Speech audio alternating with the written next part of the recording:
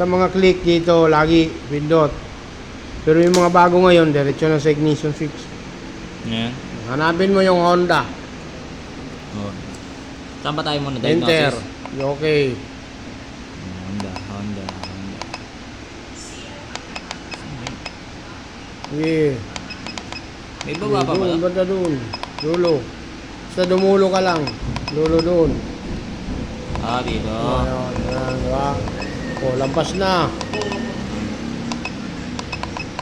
Oh.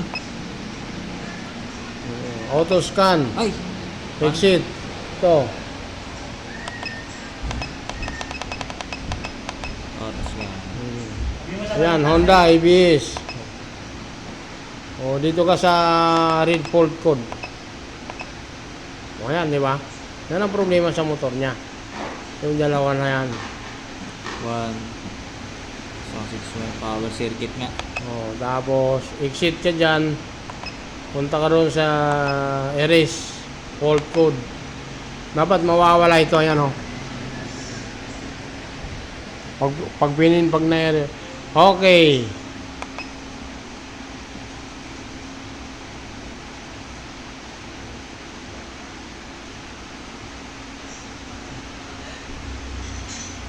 Up.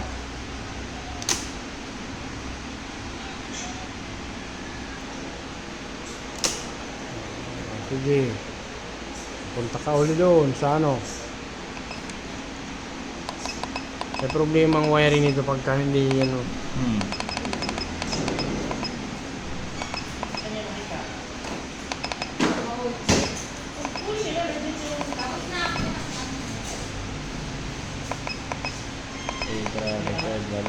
Wala na. Try panda rin siya. Pero test uli. Pagka-post scan kung mayroon pang fault code. Ayan o. Kamamaya ba, mga ano lang yun eh. Huwag dito. Tingnan natin kung mayroon pang error code. Pag wala, di mas maganda. Hindi na tayo magkakalkal. Yan, subok ko na yan. Scanner.